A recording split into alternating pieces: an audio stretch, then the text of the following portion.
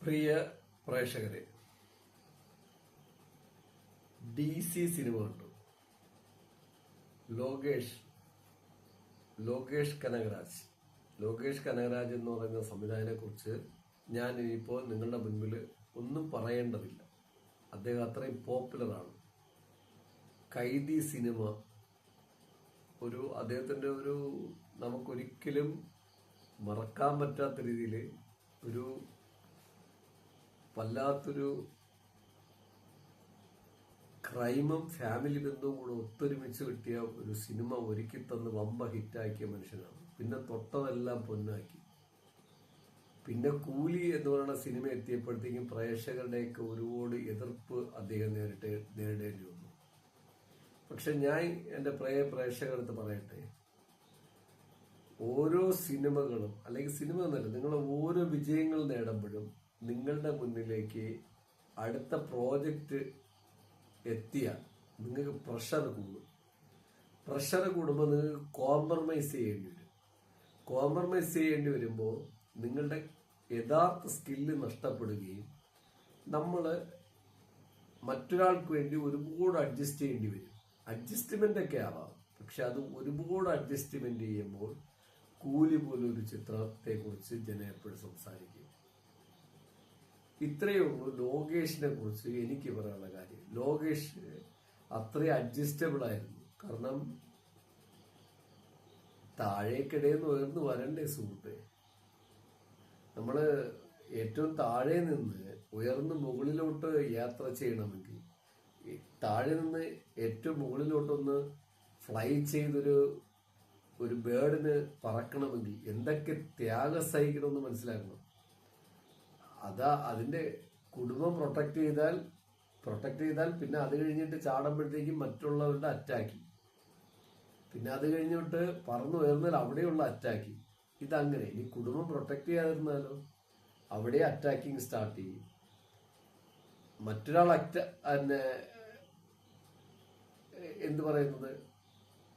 നമ്മളെ അനുകൂലിക്കാതിരുന്നാലോ അവിടെയും attacking start ചെയ്തു. മുകളിലോട്ട് പോയാലോ അവിടെയും അറ്റാക്കിങ് സ്റ്റാർട്ട് ചെയ്തു. ഇങ്ങനെ 100 കണക്കിന് അറ്റാക്കിങ് ഏറ്റുകൊണ്ട് എന്ന് പറഞ്ഞാൽ, അതായത് കുരുക്ഷേത്രത്തിൽ നിൽക്കുന്ന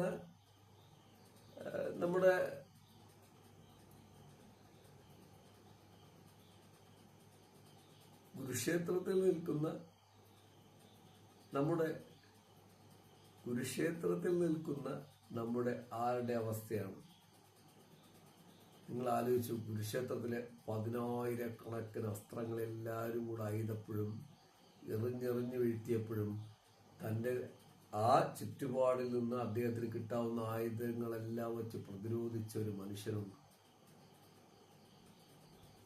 ആ മനുഷ്യന്റെ അവസ്ഥയാണ് യഥാർത്ഥത്തിൽ പറഞ്ഞു കഴിഞ്ഞാൽ, ഞാൻ അങ്ങോട്ട് പോകാത്തെന്ന് വെച്ചാൽ അതൊരു മതപരമായ വിഷയമായിട്ട് മാത്രമാണ് ഞാൻ അങ്ങോട്ട് പോകാത്തത്. ആ ഒരു മനുഷ്യന്റെ അവസ്ഥയാണ് ലോകേഷിന്റെ അവസ്ഥ. ആ അവസ്ഥയിൽ നിന്നുകൊണ്ടിട്ട് ലോകേഷിന്റെ ഒരു ഉയർത്തെഴുന്നേൽപ്പാണ് ഈ സിനിമ DC. പക്ഷെ അതിന് ഞാൻ ആദ്യം ഒരു കാര്യം പറയട്ടെ. അതിന് അവസരം ഒരുക്കി കൊടുത്ത സൺ പിക്ചേഴ്സ്, അതിന് അഭിനന്ദനം അറിയിക്കേണ്ടിയുണ്ട്. കാരണം എന്ന് പറഞ്ഞു കഴിഞ്ഞാൽ, സൺ പിക്ചേഴ്സ് ഒരുക്കിയ രജനീകാന്തിന്റെ ചിത്രമായ കൂലി യഥാർത്ഥത്തിൽ ഡിസ്ട്രിബ്യൂഷൻ ബേസിന് മുൻപേ വിതരണാവകാശത്തിൽ അത് വിജയമായിരുന്നു. അത് സൺ പിക്ചേഴ്സിന് വിജയം തന്നെയായിരുന്നു.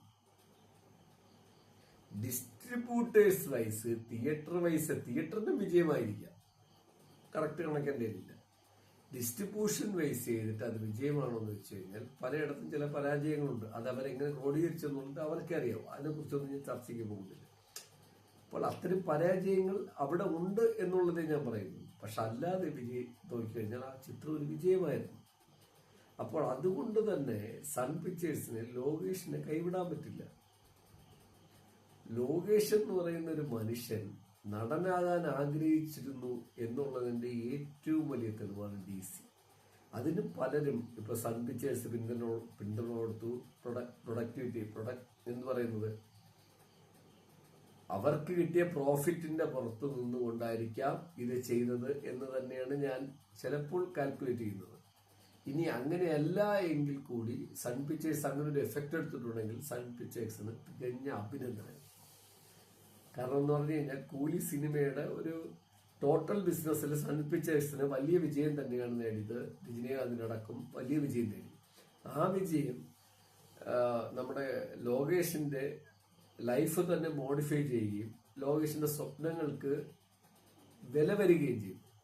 ആ വിലയുടെ അടിസ്ഥാനത്തിലായിരിക്കാം ലോകേഷിന് ഈ ചിത്രം DC എന്ന് പറഞ്ഞ സിനിമ ഒരുക്കാൻ സൺ പിക്ചേഴ്സ് തയ്യാറായത്. ചിലപ്പോൾ അങ്ങനെ ആയിരിക്കണമെന്നൊന്നും ഇല്ല കേട്ടോ. ഞാൻ എൻ്റെ ഒരു കണക്കുകൂട്ടൽ പറഞ്ഞതാണ്. ഞാൻ പറയണത് ശരിയല്ല. ഞാൻ എൻ്റെ ഒരു കണക്കുകൂട്ടൽ പറഞ്ഞതാണ്. ഇനി അങ്ങനെ അല്ലാതിരിക്കട്ടെ എന്നേ ഞാൻ പറയുന്നു. അങ്ങനെ അല്ലാതിരുന്നാൽ സന്തോഷം. അങ്ങനെയാണെങ്കിൽ ഇതിനകത്തൊരു കുറച്ച് പ്രശ്നമുണ്ട്. കാരണം എന്ന് പറഞ്ഞു കഴിഞ്ഞാൽ കൂലി സിനിമ ഡിസ്ട്രിബ്യൂഷൻ എടുത്തവർക്കും തിയേറ്റർ ടിക്കൽ പോകുമ്പോൾ തിയേറ്റർ ടിക്കലിൽ നിന്ന് ഇതെല്ലാം പേയ്മെന്റ് പോയി കഴിയും. പിന്നെ പേയ്മെന്റ് പോയി കഴിഞ്ഞു കഴിഞ്ഞാൽ ഒരു പ്രശ്നമുള്ള എന്താണ്, തിരിച്ച് റിട്ടേൺ മണി കൊടുക്കൂല. എത്ര ലാഭം കിട്ടിയാലും അവർക്ക് നഷ്ടം വന്നാലും അവരൊരു സഹിക്കണം. അതാണ് അതിന്റെ സിസ്റ്റം. ആ സിസ്റ്റത്തിനൊന്നും ഞാൻ എതിർക്കുന്നില്ല. എല്ലാം കൃത്യമാണ്, കറക്റ്റാണ്. പക്ഷേ തിയേറ്റർ റൈറ്റിക്കലി വലിയ പരാജയം വരികയും ഡിസ്ട്രിബ്യൂഷൻ വൈസിൽ വലിയ പരാജയം വരികയും ചെയ്തിട്ടും ഈ സിനിമ എങ്ങനെ കൂലി വിജയമായത് അതിന്റെ ഡിസ്ട്രിബ്യൂഷൻ സൈഡിലുള്ള ബിസിനസ് കൊണ്ടാണ്. ആ ബിസിനസ് കൊണ്ട് വിജയമാവുകയും ചെയ്തു. ഇപ്പോൾ രജനീകാന്തിന് 210 കോടി രൂപ കൊണ്ട് സൺ പിക്ചേഴ്സ് കൊടുക്കുകയും തുടർന്ന് കൂലി സിനിമയുടെ ഡയറക്ടറായ ലോകേഷ് കനകരാജിന് വമ്പൻ വിജയം തന്നെയാണ് അവിടെയും കിട്ടുന്നത്. വലിയ ബിസിനസ് കിട്ടി എന്നുള്ള സത്യമാണ്. സ്ട്രഗിളിങ് ഞാൻ പറഞ്ഞു. ഇത് ഞാൻ ബിസിനസിന്റെ കാര്യമുണ്ട്. ബിസിനസ്സിന് വിജയവും പരാജയവും ഒക്കെ ഉണ്ടാവും. ഇതിൽ ആരുടെയും തെറ്റില്ല. ഇതിൽ ലോകേഷിനും തെറ്റില്ല, സൺ പിക്ചേഴ്സിനും തെറ്റില്ല, രജനീകാന്തിനും തെറ്റില്ല, ഡിസ്ട്രിബ്യൂഷൻ എടുത്തവരുടെ ഭാഗത്തും തെറ്റില്ല, തിയേറ്റർ റൈറ്റിങ്ങിലും ഒന്നും തെറ്റില്ല. ഇതൊരു ബിസിനസ് അല്ലേ. അത് വിജയം പരാജയമൊക്കെ ഉണ്ടാവും. പക്ഷെ അതിനെ ബേസ് ചെയ്തിട്ട് അതിൽ നിന്നൊരു പ്രോഫിറ്റ് എടുത്തിട്ടാണ് ഇതിൽ ഇറക്കിയത്. 15 കോടി രൂപയാണ് ബഡ്ജറ്റ് കാണുന്നത്. അങ്ങനെ അല്ലാതെ ഞാൻ ധരിക്കുന്നു. അതാണ് എനിക്കിഷ്ടം. ഞാൻ എൻ്റെ ഇഷ്ടം പറഞ്ഞത്. അങ്ങനെ അല്ല. ലോകേഷ് കുറെ ഡിമാൻഡുകളൊക്കെ വെച്ചിട്ടുണ്ടാവും. അങ്ങനെ അല്ലാതെയാണ് ചിത്രം ഒരുക്കിയതെന്ന് ആഗ്രഹിക്കുന്നു ഞാൻ. കാരണം ഈ സിനിമയെ സൺ പിക്ചേഴ്സിന് രജനീകാന്തിനെ വെച്ച് സിനിമ എടുക്കുന്നതിനേക്കാളും വലിയ പ്രോഫിറ്റിലോട്ട് പോകും എന്നുള്ളത് 100% ഉറപ്പായി കഴിഞ്ഞു. അത്രയും ചീപ്പ് പൈസയാണ് ഇറക്കിയിരിക്കുന്നത്. 15 കോടി മാത്രമാണ് ഗൂഗിൾ സെർച്ച് ചെയ്തപ്പോൾ ഇതിന്റെ പ്രൊഡക്ഷൻ കോസ്റ്റ് കാണിക്കുന്നത്. എന്റെ കണക്കൂട്ടിൽ ഒരു 50 കോടിയെങ്കിലും ഇല്ലാതെ എടുക്കാൻ പറ്റില്ല. കാരണം ഈ വിഷ്വലിന്റെ ഒരു എഫക്റ്റ് നോക്കുമ്പോൾ. പക്ഷേ ഈ വിഷ്വലിന്റെ എഫക്റ്റ് നോക്കുമ്പോൾ ഈ സിനിമ 15 കോടി രൂപയ്ക്ക് തീർന്നിട്ടുണ്ടെങ്കിൽ ഇവിടെ ഇറങ്ങുന്ന എല്ലാ സിനിമകളും പക്കാ തട്ടിപ്പാണ്. അതായത് ജനനായകൻ, ജയിലർ, ഇനി ഹിന്ദി സിനിമകൾ, ഇതൊക്കെ തന്നെയും യഥാർത്ഥ ബഡ്ജറ്റിന് പ്രേക്ഷകരെ മുമ്പേ അറിയിക്കാതെ പ്രേക്ഷകരെ മുമ്പേ 100 കോടി 200 കോടി 300 കോടി 400 കോടി 500 കോടി 600 കോടി എന്ന് പറയുന്നത് തട്ടിപ്പാണ്. കാരണം എന്ന് പറഞ്ഞാൽ ഈ അടുത്ത കാലത്ത് ഇറങ്ങിയ ജനനായകൻ സിനിമ പോലും 400 കോടിയാണ് ബഡ്ജറ്റ്. തിയേറ്ററിൽ നിന്ന് ആ പടത്തിന്റെ 1/3 പോലും കളക്ട് ചെയ്യില്ല എന്നുള്ളത് ഇന്ന് വരെയുള്ള റിപ്പോർട്ടിങ്ങിൽ കറക്റ്റാണ്. പക്ഷെ ആ സ്ഥാനത്ത് 15 കോടി രൂപയ്ക്ക് ഇത്രയും മികച്ച ചിത്രം സൺ പിക്ചേഴ്സിന് ചെയ്യാൻ പറ്റി എങ്കിൽ ഈ പറഞ്ഞതല്ല ഫെയിലിയർ ആണെന്ന് കൂടി ഈ പടത്തിന് അടിവരയെടുത്തു. അതിപ്പോ എന്തോ ആയിക്കോട്ടെ, ശരിയാവണമെന്നില്ല തെറ്റാവുന്നില്ല എനിക്കും അറിയില്ല കേട്ടോ. എൻ്റെ ഡാറ്റയൊന്നുമില്ല. അപ്പൊ അത് അങ്ങനെ നോക്കുമ്പോൾ അതിന്റെ ഒരു ശരി തെറ്റുകളെ കുറിച്ചല്ല ഞാൻ പറയുന്നത്. അതിനെക്കുറിച്ചൊന്നും ഞാൻ തർക്കിക്കാനും തയ്യാറല്ല. ഞാൻ അതിനെക്കുറിച്ചൊരു അഭിപ്രായം പറയാനും തയ്യാറല്ല. പക്ഷേ ഈ സിനിമയിൽ ലോകേഷ് എന്ന് പറയുന്ന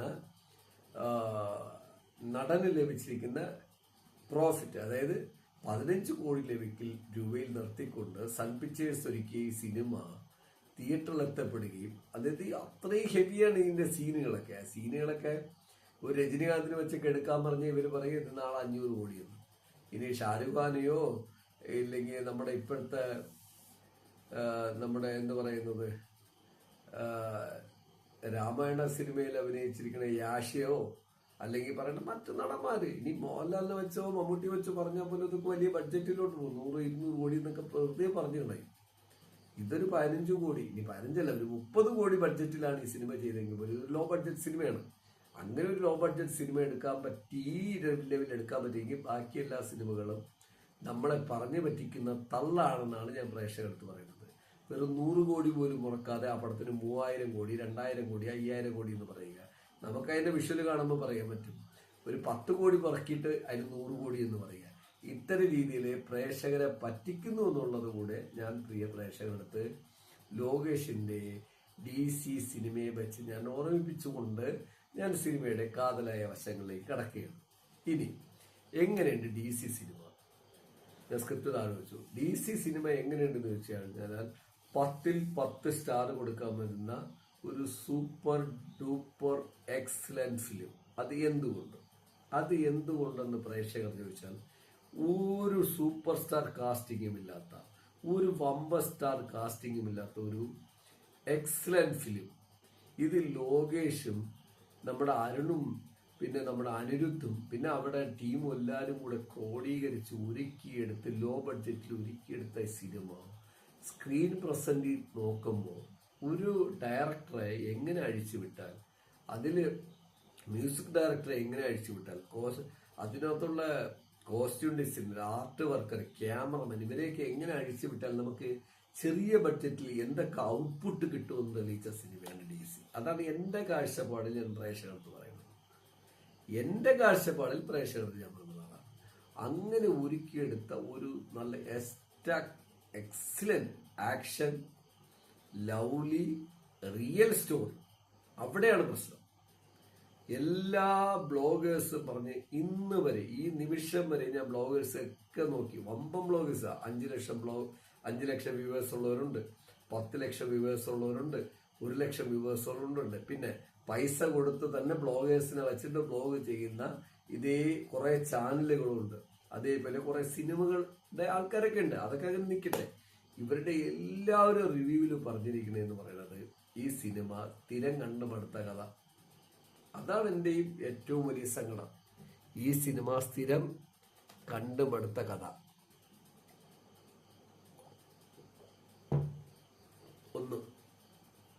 ഈ സിനിമ സ്ഥിരം കണ്ടുമടുത്ത കഥ. രണ്ടാമത്, ഈ സിനിമ ഒരിക്കൽ കൂടെ ഓർമ്മിക്കണം, സ്ഥിരം കണ്ടുമടുത്ത കഥ. രണ്ടാമത്, നോക്കിക്കൊണ്ടിരിക്കുക, വൺ ടൈം വാച്ച് അല്ലേ, വൺ ടൈം വാച്ച്. ഇങ്ങനെയാണ് ഇവരേക്ക് അഭിപ്രായം. മൂന്നാമത്, ചില വമ്പം ബ്ലോഗേഴ്സ് പറയണത് നോക്കിക്കൊണ്ടിരിക്കാം, പക്ഷെ എന്തൊക്കെയോ പടച്ചു വിട്ടതുപോലെയുള്ളൊരു ഫീലിങ്സ്. ഇന്റർവെല്ലിന് ശേഷം ആകെ മൊത്തം ഒരു അനിരുദ്ധിന്റെ മ്യൂസിക് കൊണ്ട് മാത്രം പിടിച്ചിരുത്തുന്ന ഒരു ഫീലിങ്സ്. ഇങ്ങനെയൊക്കെ പറയുന്നത് കേട്ടത് ഞാൻ എൻ്റെ മലയാളം ബ്ലോഗേഴ്സിനെ കുറിച്ചാണ് പറയുന്നത്. മലയാളത്തിലുണ്ടായ ബ്ലോഗേഴ്സ്, തമിഴ് ബ്ലോഗേഴ്സ് ഈ ഒരു അഭിപ്രായം വന്നിട്ടുണ്ട്. തമിഴ് ബ്ലോഗേഴ്സിന്റെ അടുത്ത് നിന്ന്, പക്ഷെ തമിഴ് പ്രേക്ഷകരുടെ അടുത്ത് നിന്ന് അങ്ങനെ വന്നിട്ടില്ല. അപ്പൊ അങ്ങനെ ഉണ്ടായ ഈ ബ്ലോഗേഴ്സിന്റെ അഭിപ്രായമാണ് എന്നെ ഈ സിനിമ കണ്ടതിന് ശേഷം ഇത്രയും പറയാൻ പ്രേരിപ്പിക്കുന്നത്. ഈ ബ്ലോഗേഴ്സൊക്കെ പറയണെന്ന് പറഞ്ഞു കഴിഞ്ഞാൽ, ഞാൻ ഒരു പ്രേക്ഷകരാകുമ്പോൾ ഒരു കാര്യം ഞാൻ തുറന്നു നോക്കിയാണ്.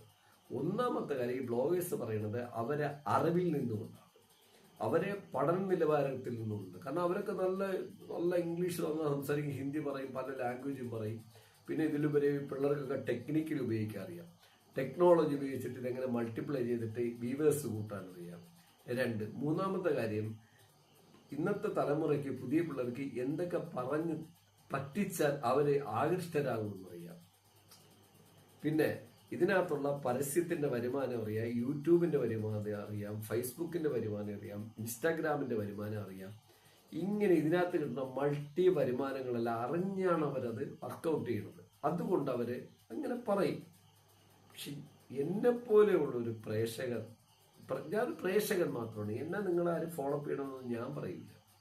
നിങ്ങൾ കാണേ വേണ്ട, കേൾക്കേ വേണ്ട, കണ്ടില്ലെങ്കിലും എനിക്കൊന്നുമില്ല.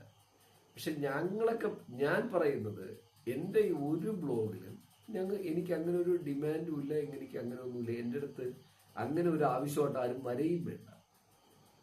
കാരണം എന്തെന്ന് ചോദിച്ചു കഴിഞ്ഞാൽ, സിനിമ എന്ന് പറയുന്നതിനെ അത്ര ഇഷ്ടപ്പെടുന്നവരാണ് നമ്മളൊക്കെ. ഇപ്പൊ എന്റെ കുടുംബം ഇഷ്ടപ്പെട്ടു തുടങ്ങിയെന്നാണ് എൻ്റെ ഒരു കാഴ്ചപ്പാട്. അവരഭിപ്രായം തുറന്നു പറയാൻ തുടങ്ങി. ഇപ്പോൾ നന്നായിട്ട് തുറന്നു പറയുന്നു എന്നുള്ളതാണ് സന്തോഷം. അവരെ അഭിപ്രായം തുറന്നു പറയുന്നില്ലേ?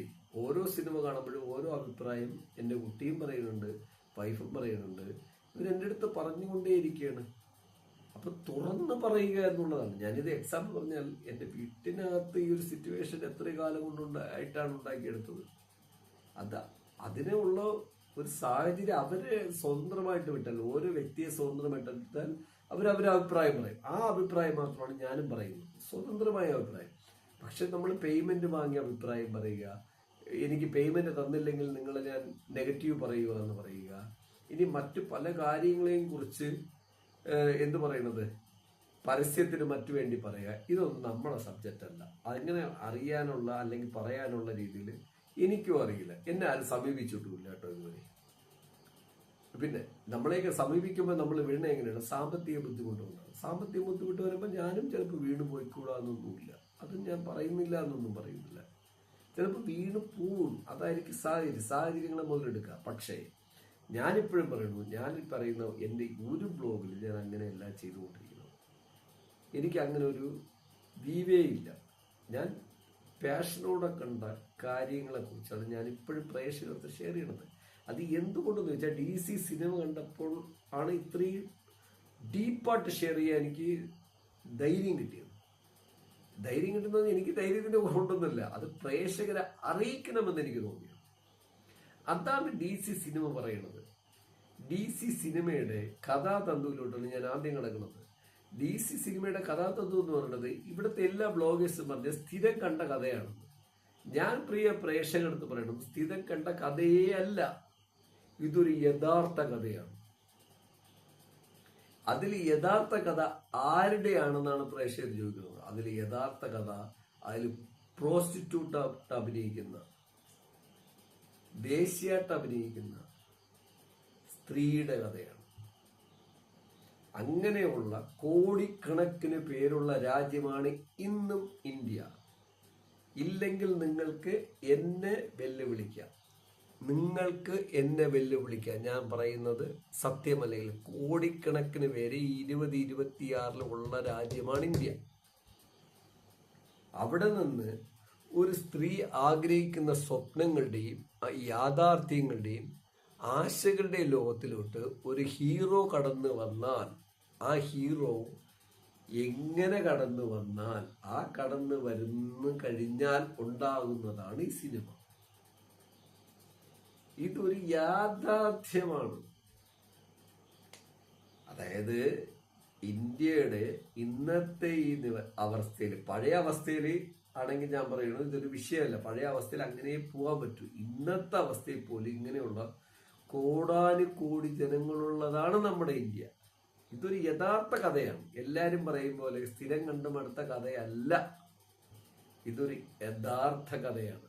ആ കഥയിലേക്ക് ഒരു നായകന്റെ എൻട്രൻസിന്, നായകന്റെ എൻട്രൻസോ നായകനാണെങ്കിൽ വളരെ ഹെവി തിങ്ങുള്ള, ഒട്ടും ഗ്ലാമറൈസ്ഡ് അല്ലാത്ത, ഒരു വിധത്തിലും എന്ത് പറയണത് ഓരോ നിമിഷങ്ങളും നന്നായി മനസ്സിലാക്കുന്ന, ചിന്തിക്കാൻ കഴിവുള്ള, അതിനു വേണ്ടി ഇനിയിപ്പോൾ എന്ത് സംഭവിച്ചാലും കുഴപ്പമില്ല എന്ന് പറയുന്ന പ്രയത്നിക്കുന്ന നായകൻ.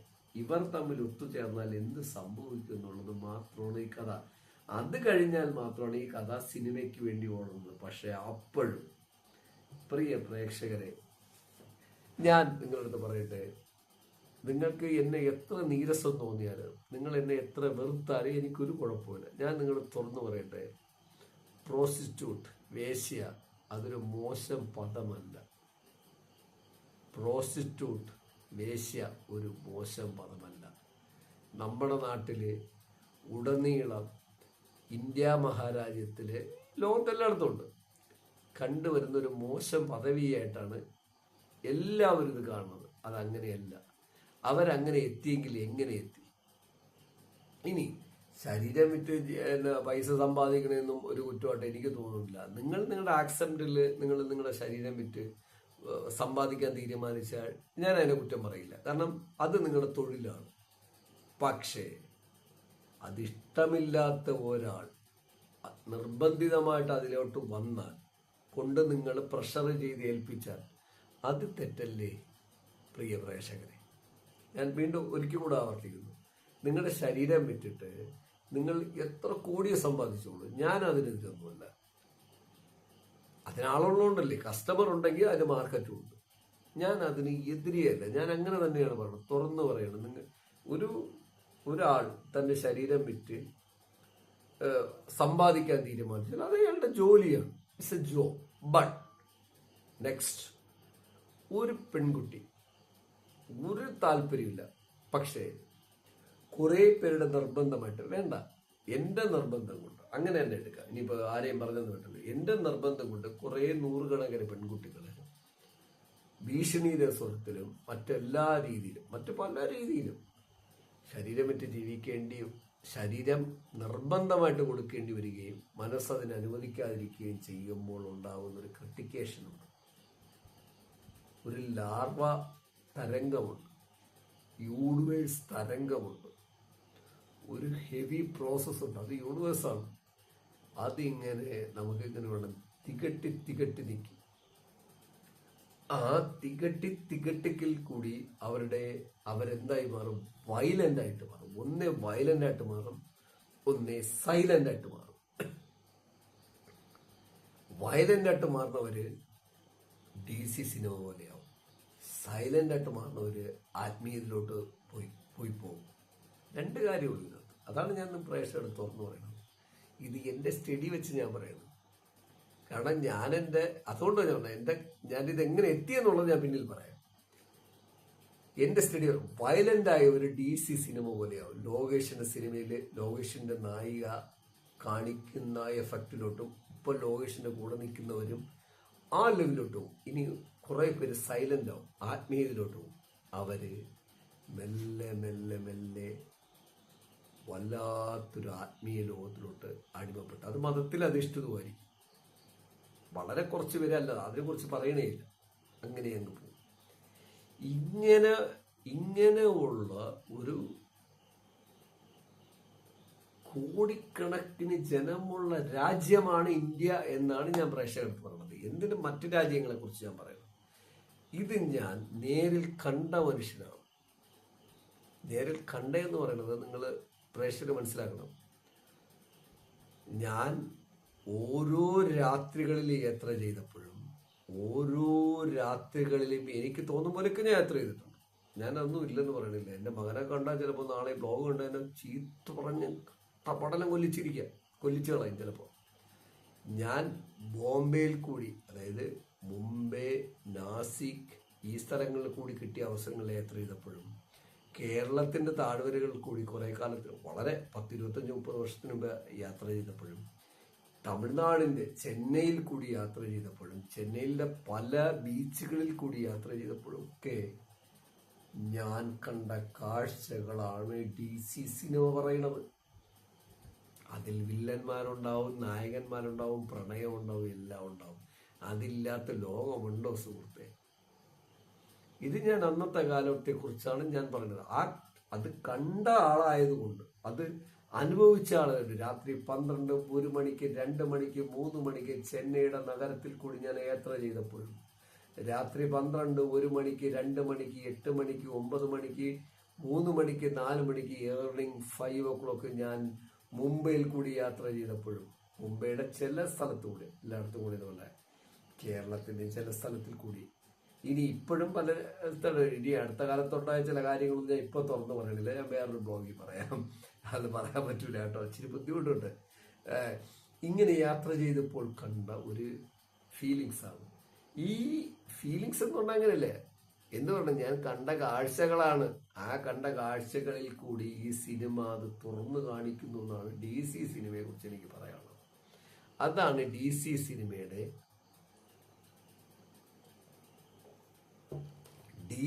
സിനിമയില് ഞാൻ കണ്ട എഫോർട്ട്. DC സിനിമ ഒരു സാധാ സിനിമയല്ല. ലോകേഷ് കനകരാജും അവരുടെ ടീമും കൃത്യമായിട്ട് സ്റ്റഡി ചെയ്തെടുത്ത സിനിമയെന്നാണ് എൻ്റെ കണക്കൂട്ടൽ. ഇനി ഇവര് സ്റ്റഡി ചെയ്തിട്ടില്ലെങ്കിലും ആരാണോ ഈ കഥ പറഞ്ഞ ആള്, അയാൾ എന്നെ പോലൊരു മനുഷ്യനായിരിക്കും, കണ്ട ആളായിരിക്കും. അതുകൊണ്ടാണ് ഇത്രയും കൃത്യമായിട്ട് പോണത്. കണ്ടവർക്ക് ഇത് ഫീൽ ചെയ്യുള്ളൂ കുറച്ചുകൂടെ. പക്ഷെ ഞാൻ പറയണു കണ്ട എനിക്ക് ഇത്രയും ഫീലിങ്സ് ആണെങ്കിൽ കാണാത്ത കുറേ മനുഷ്യർ തിയേറ്ററിൽ നിന്നിട്ട് വല്ലാതെ ഫീൽ ചെയ്യുന്നു. എൻ്റെ കുട്ടി ഫീൽ ചെയ്തില്ലേ, എൻ്റെ വൈഫ് ഫീൽ ചെയ്തില്ലേ, ഇതിനേക്കാളും ഒരു പ്രേക്ഷകർ മൊത്തം തിയേറ്റർ ഇളക്കി മറിച്ചില്ലേ, അതിനേക്കാളും വലിയ ഫീലിങ്സ്. അപ്പം ഇത്ര ഫീലിങ്സ് അല്ല കൊണ്ടാണ് ഞാൻ പറയുന്നത് DC സിനിമ ഈ ഒരു ബ്ലോഗർമാർ പറയുന്ന പോലെ ഒരു സ്ഥിരം കണ്ട മടുത്ത സിനിമയേ അല്ല. ഇതൊരു റിയൽ സ്റ്റോറി, ഇതൊരു റിയൽ ആക്ഷൻ മൂവി, ഇതൊരു യാഥാർത്ഥ്യ സിനിമ. ഇതെടുക്കാൻ പ്രചോദനമായ സൺ പിക്ചേഴ്സിനും നമ്മുടെ ഡയറക്ടർ അരുണിനും ലോകേഷിനും ഇവർക്കൊക്കെ തികഞ്ഞ അഭിനന്ദനങ്ങൾ. ഇനി അതിനു മുൻപ് ഇനി സിനിമയിലോട്ട് വരണം. ഇതൊക്കെ എൻ്റെ അനുഭവമായിട്ട് ബന്ധപ്പെട്ട് ഞാൻ ക്രോഡീകരിച്ചു, അതവിടെ നിർത്തുകയാണ്. ഇനി അങ്ങോട്ട് നിങ്ങളെ ബോറടിപ്പിക്കില്ല. ഈ സിനിമയിൽ വേശ്യയായിട്ട് പ്രോസ്റ്റിറ്റ്യൂട്ട് ആയിട്ട് അഭിനയിച്ച ആ പെൺകുട്ടിയുണ്ട് കേട്ടോ. അതായത് അവളുടെ പേര് എനിക്ക് കൃത്യമായിട്ട് അറിയില്ല, സഞ്ജനയാണോ വാബിക് ഹബ്ബിയാണോ ഇവരാരാണോന്ന് എനിക്കറിയില്ല കേട്ടോ. ഞാനൊന്നും അത്രയും റിസർച്ച് ചെയ്തില്ല. പക്ഷെ സിനിമ കാണുമ്പോൾ ആ പെൺകുട്ടി എടുത്തിരിക്കുന്ന റോളുണ്ട്, അന്യായം. ലോകേഷിന് 10ൽ 10 സ്റ്റാർ കൊടുക്കാമെങ്കിൽ അഭിനയത്തിന് ഈ പെൺകുട്ടിക്ക് 10ൽ 12 സ്റ്റാർ കൊടുക്കാം. ലോകേഷിന്റെ പല സീനുകൾക്ക് മുൻപിലും 10ൽ 12 സ്റ്റാർ കൊടുക്കാൻ തോന്നുമ്പോഴും ഇച്ചിരി കുറഞ്ഞു പോണത് ഈ പെൺകുട്ടി ചില സമയത്തൊന്നും വയലന്റ് ആവും. അതായത് ഈ പെൺകുട്ടിയുടെ എല്ലാ പ്രശ്നങ്ങളും കൊണ്ട് പെട്ടു നിൽക്കുമ്പോഴും അവൾ മാറി ലോകേഷിനൊപ്പം യാത്ര ചെയ്തിട്ടും അവൾ ആഗ്രഹിച്ച വില്ലിനെ കൊല്ലുമ്പോൾ ഉണ്ടാവുന്നൊരു വയലൻസും, ആ വയലൻസിൽ അവള് കാണിക്കുന്നൊരു എഫക്റ്റ് ഉണ്ട്. അത് ഈ നായിക കാണിക്കുമ്പോൾ ഞാൻ എൻ്റെ പ്രേക്ഷകർക്ക് പറയണത്, അടക്കി വച്ച ഒരാളുടെ തീരാ രോദനം എന്ന് പറയേണ്ടി. അത്ര സ്റ്റൈലിട്ടാണ് ആ കുട്ടി അത് അഭിനയിച്ചിരിക്കുന്നത്. ലോകേഷ് ഇങ്ങനെ ഹെവിയായിട്ട് നിൽക്കുമ്പോൾ ചില സീനുകളിൽ നമ്മൾ ഈ പറഞ്ഞില്ലേ, ഇത് നമ്മൾ യാത്ര ചെയ്യണം. ഇത് മനസ്സിലാക്കിയാലേ നിങ്ങൾക്ക് പറഞ്ഞാൽ ഞാൻ മനസ്സിലാവുള്ളൂ. ഇന്നത്തെ ഇപ്പോഴത്തെ ഒരു ചുറ്റുപാടിൽ അവർക്ക് ഫീലിങ്സ് കിട്ടാൻ പാടില്ല. ഞാൻ യാത്ര ചെയ്തുകൊണ്ട് പറയണത് അതാണ് അവരുടെ ഫീലിങ്സ്. ആ ഫീലിങ്സിനോടുകൂടി അവരെടുക്കുന്ന ഒരു എഫക്റ്റിലോട്ട് വെടിവെച്ച് കൊല്ലുന്ന സീനായാലും പിന്നെ പോകുന്ന സീനായാലും നായികയുടെ ഒരു അർമാദിക്കലാണ്. അത്രയുണ്ട് അവർ ആ പ്രോസ്റ്റിറ്റ്യൂട്ട് ക്യാരക്ടറിനെ മനസ്സിലാക്കിയിരിക്കുന്നതും. യഥാർത്ഥത്തിൽ ഇത് റിയലാണ്. ഇത് ഞാനീ പറയണത് അങ്ങനെ റിയൽ എന്ന് എന്തുകൊണ്ടെന്ന് പറഞ്ഞു ചോദിച്ചാൽ, നിങ്ങൾ അടക്കി വച്ചിരിക്കുന്ന ഇത്തരം ഹെവി, നിങ്ങൾ അടച്ചൊതുക്കി ഒരാളിങ്ങനെ നിങ്ങളെ നിരന്തരമായിട്ട്, ഞാൻ സീനുകളൊന്നും പറയില്ല, തിയേറ്ററിൽ പോയി കാണും, നിരന്തരമായിട്ട് പീഡിപ്പിക്കപ്പെട്ടാൽ നിങ്ങൾക്ക് വരുന്ന ഒരു എഫോർട്ടും എഫിഷ്യൻസിയും പിന്നെ അതിൽ നിന്ന് വരുന്ന നിങ്ങളുടെ രോദന ലാർവേക്കാലും എന്ത് പറയണത് സൂര്യന്റെ പൊട്ടിപ്പുറപ്പെടുന്ന പ്രകാശ വർഷങ്ങളെക്കാളും അതിനേക്കാളുപരി തമോ ഗർത്തങ്ങളെക്കാളും, അതായത് ബ്ലാക്ക് ഹോളിനെക്കാളും പവർഫുൾ ആയിരിക്കും. ആ അത്ര ഒരു പവറായിട്ടാണ് കുട്ടി അതിൽ അഭിനയിച്ചിരിക്കുന്നത്. ആ അഭിനയത്തിന് 10ൽ 12 സ്റ്റാർ വെച്ച് കൊടുത്തേ പറ്റൂ. അതായിരുന്നു അഭിനയം. ആ നായികയുടെ ഒരു എന്താ പറയുന്നത് കീറി മുറിച്ച പെർഫോമൻസ്. ആ പെർഫോമൻസ് ഇങ്ങനെ നമ്മൾ കണ്ടുകൊണ്ടിരിക്കുമ്പോഴാണ് എന്ത് പറയുന്നത്, അന്യായമായിട്ട് നമ്മളെ ആരുടെ പെർഫോമൻസ്, നമ്മുടെ ലോകേഷ് കനകരാജിന്റെ പെർഫോമൻസ്. അങ്ങനെ ഇരിക്കുമ്പോഴാണ് അന്യമായിട്ട് ലോകേഷ് കനകരാജിന്റെ കൂട്ടുകാരുടെ പെർഫോമൻസ്. ഇങ്ങനെ ഇരിക്കുമ്പോഴാണ് ഒരു രസകരമായ കാര്യമുണ്ട്. സീൻ ഇങ്ങനെ പോയിട്ടൊന്ന് സെൻസിബിളായിട്ട് വരുമ്പോഴാണ് അനിരുദ്ധിന്റെ കർണാട്ടിക് മ്യൂസിക്, ഹിന്ദുസ്ഥാനി, വെസ്റ്റേൺ, ഈ രീതിയിലുള്ള ഒരു മ്യൂസിക് അപ്ഡേഷൻ ഉണ്ട്. ഇതും കൂടെ അങ്ങോട്ട് കോർഡിനേറ്റ് ചെയ്ത് വന്നിട്ടുണ്ടല്ലോ, ക്യാമറ പോണ ഒരു ലെവലുണ്ട്. ഈ ക്യാമറ ഇങ്ങനെ നമ്മളെ കൊണ്ടുപോയിട്ട് ഷോട്ട് ബൈ ഷോട്ട് സ്ക്രിപ്റ്റ് പോണ ഒരു ലെവലുണ്ട്. ഇങ്ങനെ മൊത്തത്തിൽ ഈ സിനിമ നമ്മളെ ഇട്ട് ഇങ്ങനെ കറക്കി കളയും. ഇത് അറിഞ്ഞവർക്കേ അറിയും, പുതിയ തലമുറയ്ക്ക് അറിയുമോ എന്ന് എനിക്കറിയില്ല. അതുകൊണ്ടായിരിക്കും ബ്ലോഗേഴ്സ് എല്ലാം പറയുന്നത് സ്ഥിരം കണ്ടുപിടുത്ത കഥയാണ്. അല്ല, ഇങ്ങനെ ഇതിനകത്ത് കടക്കുക. അതിനകത്ത് നിങ്ങൾ കറങ്ങണമെങ്കിൽ ഞാൻ പറഞ്ഞില്ലേ, രാത്രി 12 മണിക്കും 1 മണിക്കും 2 മണിക്കും ഒക്കെ യാത്രയുടെ ഒരുപാട് പ്രശ്നങ്ങളുണ്ടാകും. നിങ്ങളെ പോലീസ് പിടിച്ചു നിർത്തും. നിങ്ങൾക്ക് ഇതുപോലെയുള്ള ആൾക്കാരെ കാണാം. ഇങ്ങനെയൊന്നുമല്ലാത്ത മാന്യത ചമഞ്ഞ് രാത്രിയുടെ യാമങ്ങളിലേക്ക് ഈ സിനിമയിൽ കാണുന്ന നായികയുടെ സാന്നിധ്യത്തിന്റെ സ്ഥലത്തേക്ക് എത്തുന്ന 100 കണക്കിന് കോടീശ്വരന്മാരെ കാണാം. 1000 ജനാധിപത്യ രാജ്യത്തെ മിനിസ്റ്റേഴ്സിനെ കാണാം. 1000 എന്നെ പോലെയുള്ളവരെയും കാണാം. അത് തന്നെ പറയേണ്ടി വരും. അങ്ങനെയുള്ള കുറെ കാര്യങ്ങൾ ഇങ്ങനെ ക്രോഡീകരിച്ച് പിന്നെ ആ സിനിമ ഇങ്ങനെ പറഞ്ഞില്ലേ, ഈ നായിക പേയ്മെന്റ് ഒക്കെ വാങ്ങിക്കാൻ പോണ സീനുണ്ട്. അയ്യോ, അന്യായം എന്ന് പറഞ്ഞാൽ ആ സ്ക്രിപ്റ്റ് അന്യായം തന്നെയാണ്. നായിക കഥ പറയാൻ എനിക്കൊരു താല്പര്യമില്ല. നായിക ഇച്ചിരി പേയ്മെന്റ് ഒക്കെ വാങ്ങിക്കാൻ പോണ സീനുണ്ട്. പ്രേക്ഷകരെ നിങ്ങൾ തിയേറ്ററിൽ പോയി കാണും. അന്യായം എന്ന് പറഞ്ഞാൽ അന്യായം. ഇങ്ങനെ മൊത്തത്തിലൊരു എന്ത് പറയണത്, യാഥാർത്ഥ്യത്തിന്റെ ഒരു ലോകമായിട്ടാണ് DC സിനിമ എനിക്ക് തോന്നിയത്. അത്ര എക്സലന്റ് സിനിമയാണ്. ഈ സിനിമയിൽ പ്രവർത്തിച്ച എല്ലാ അണിയറ പ്രവർത്തകർക്കും എൻ്റെ അഭിനന്ദനങ്ങൾ.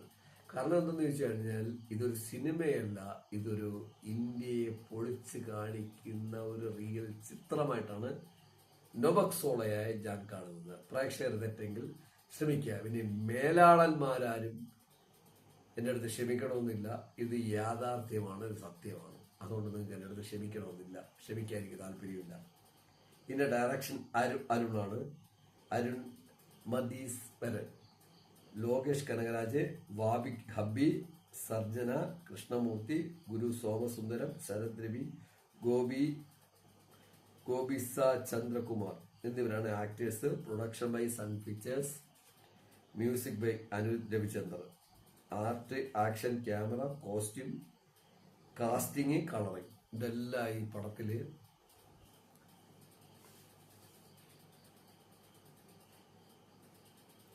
അബ്സല്യൂട്ട്ലി സ്റ്റൈലിഷ് ആയിരുന്നു എന്ന് തന്നെ പറയേണ്ടി വരും. അത്ര നല്ല രീതിയിൽ ഒരുക്കിയ ചിത്രമാണ് ഇതിനകത്ത്. ഇതിന്റെ ക്യാമറയൊക്കെ എന്ന് പറഞ്ഞാൽ പറയാൻ പറ്റില്ല. അത്ര സ്പീഡപ്പും അത്ര ഫ്രെയിനപ്പും അത്ര ലെവലുമായിരുന്നു ഇതിനടുത്ത്. കളറിങ് ഇതൊരു വലിയൊരു ക്രൂ വർക്കാണ്. ഇത് ഈ 15 കോടി രൂപയിൽ തീർന്നു എന്നുള്ളത് മാത്രമാണ് എനിക്കൊരു സങ്കടം. 15 കോടി രൂപയിൽ സിനിമ തീരുമെങ്കിൽ ഈ പറഞ്ഞ പോലെ എനിക്ക് ഒരു 2 കോടി രൂപയിലെ വലിയ സിനിമ എടുക്കാൻ പറ്റൂലേ എന്നൊരു തോന്നൽ വന്നു. ചുമ്മാ ആഗ്രഹിക്കുന്ന പറഞ്ഞത്. അത്ര റിയാലിറ്റിയാണ് സിനിമയിൽ പ്രിയ പ്രേക്ഷകരെ കാണിച്ചിരിക്കുന്നത്. ഇനി ഞാൻ എൻ്റെ പ്രിയ പ്രേക്ഷകരോട് പറയട്ടെ, അനിരുദ്ധ് എന്ന് പറയുന്ന ഒരു മ്യൂസിക് ഡയറക്ടറുടെ പിന്നിൽ വലിയ ആഴങ്ങൾ ഒടിഞ്ഞു കിടക്കുന്നുണ്ടെന്ന് തെളിയിച്ച ചിത്രമാണ് ഈ DC. കാരണം എന്താന്ന് പറഞ്ഞാൽ, അനിരുദ്ധിന്റെ എല്ലാ ചിത്രങ്ങളും ബൂസ്റ്റ് ചെയ്യുക എന്ന് പറയും. ഇത് പ്രേക്ഷകർക്ക് എത്ര മനസ്സിലാവുമെന്ന് എനിക്ക് അറിയില്ല. ബൂസ്റ്റ് ചെയ്യുക എന്ന് പറയും, അങ്ങനെ ബൂസ്റ്റിംഗ് മ്യൂസിക്കാണ്. പക്ഷെ ഈ സിനിമയിൽ അനിരുദ്ധിനെ കളിയാക്കി എല്ലാവർക്കും ഉള്ള മറുപടി ഉണ്ടെന്നാണ് അടിസ്ഥാനപരമായിട്ട് സൂചന. കാരണം ഇതിനകത്ത് കർണാട്ടിക് മ്യൂസിക് നന്നായിട്ട് ഉപയോഗിക്കുന്നുണ്ട്.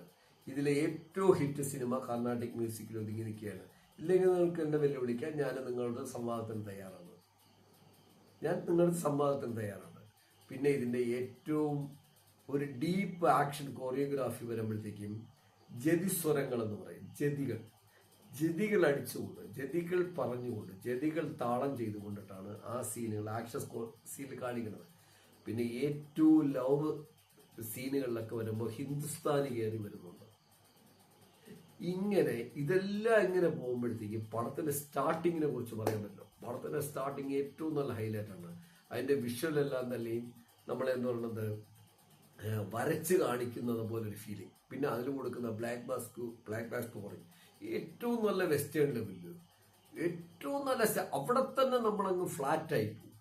ആ ലെവലിലാണ് അതിൻ്റെ എന്ത് പറയുന്നത് എൻട്രി.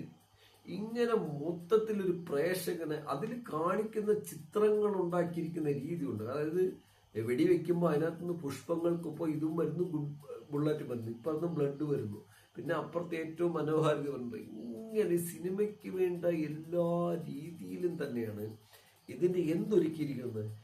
സ്റ്റാർട്ടിങ്ങിലുള്ള ടൈറ്റിൽ പോലും ഒരുക്കിയിരിക്കുന്നത്. ഇതൊന്നും ഒരു ടീം വർക്ക്. ഇതൊക്കെ 15 കോടി രൂപ തീരുമോ? അത് വേറെ കാര്യം. പക്ഷെ ഇങ്ങനെ ഒരു എക്സലന്റ് ലെവലിലാണ് ഈ സിനിമ ഒരുക്കിയിരിക്കുന്നതാണ് ഞാൻ പ്രേക്ഷകരുടെ അടുത്ത് ഇപ്പോഴും പറയുന്നത്. അത്രയും മെച്ചോർ രീതിയിൽ അനിരുദ്ധിനൊരു ഓപ്പൺ സ്പേസ് കിട്ടിയ ചിത്രമാണെന്ന് തോന്നുന്നു എനിക്ക് DC. കാരണം ഇതിനു മുൻപേ അനിരുദ്ധിന് ഒരു ഓപ്പൺ സ്പേസ് കിട്ടിയ സിനിമ നമ്മളെ ധനുഷിന്റെ ചിത്രം ഒരു 10-20 വർഷം, 15-18 വർഷം, അതായത് അനിരുദ്ധിന് ഒരു 17-18 വയസ്സപ്പോൾ ഉള്ളപ്പോൾ എടുത്ത ഒരു സിനിമയുടെ സോങ് ഉണ്ട്. അതായത് കമലഹാസന്റെ മകളങ്ങ് എങ്ങായിട്ടുള്ളപ്പോൾ എടുത്തൊരു പാട്ട്.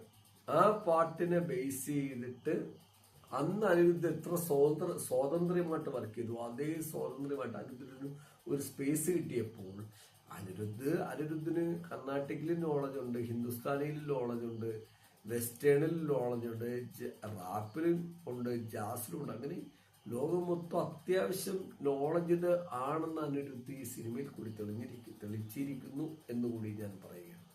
അത്ര എഫിഷ്യൻസി ആണ് സിനിമയുടെ. ഒരു പോർഷനിലും ഒരു വീഴ്ചയുമില്ല.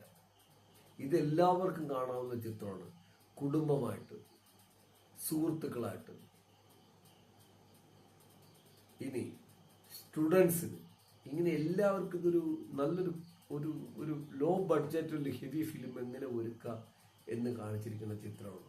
പിന്നെ ഒപ്പം തന്നെ ഞാൻ പറയട്ടെ, ഇതിലെ നായികയുടെ സബ് 2 നായികമാർ, ഇവരെല്ലാവരും തന്നെ നല്ല ഹെവി പെർഫോമൻസ്. അവരെ സബ്ബായിട്ട് അഭിനയിക്കുന്നവരും, പിന്നെ ഈ പറഞ്ഞില്ലേ നമ്മുടെ ലോകേഷ് കനകരാജിന്റെ ഒപ്പം അഭിനയിക്കുന്ന സബ് ആർട്ടിസ്റ്റുകൾ, ഇവരൊക്കെ എഫിഷ്യൻസിയെ കുറിച്ചൊന്നും എനിക്കൊന്നും പറയാനില്ല. അത്ര ഇതിനകത്തുള്ള ഓരോ കഥാപാത്രത്തെ കാസ്റ്റ് ചെയ്തിരിക്കുന്നവരെ അഭിനന്ദനം അറിയിക്കണം. അത്ര ടോട്ടലി ഇതൊരു സൂപ്പർ ഡൂപ്പർ ലവ്ലി ഫിലിമാണ്. 10ൽ എത്ര സ്റ്റാർ കൊടുക്കാന്ന് ചോദിച്ചാൽ 10ൽ 10 സ്റ്റാർ സിനിമയ്ക്ക് കൊടുക്കാം. സിനിമ കാണുന്ന പ്രേക്ഷകർക്ക് 10ൽ 15 സ്റ്റാർ കൊടുക്കാം. ഈ സിനിമയുടെ മോഡിഫിക്കേഷൻ ചെയ്യാൻ ശ്രമിച്ച സൺ പിക്ചേഴ്സിന് 10ൽ 20 സ്റ്റാർ കൊടുക്കാം. കാരണം അവരും പൈസ ഇറക്കണ്ടേ, എങ്ങനെ ആയിക്കോട്ടെ കാശിറക്കണ്ടേ. ബാക്കി എന്തൊക്കെ പ്ലാനിങ്ങും ഐഡിയ ഒക്കെ ഉണ്ടെങ്കിലും കാശിറക്കാൻ മാത്രമല്ലേ വർക്ക് നടക്കും. സൺ പിക്ചേഴ്സിന് 10ൽ 20 സ്റ്റാർ കൊടുത്തുണ്ട്. പ്രിയ പ്രേക്ഷകരെ, you go to must watch theatre only. ഒരു കാരണവശാലും മറ്റൊരു വിധത്തിലും ഈ സിനിമ കാണരുത്. കാരണം നിങ്ങൾ എങ്ങനെ കണ്ടാൽ ഈ ഫീലിങ്സ് കിട്ടില്ല എന്ന് ഒരിക്കൽ കൂടി ഓർമ്മിച്ചുകൊണ്ട് സൈനിങ് ഓഫ്, നൊബക് സോളോ.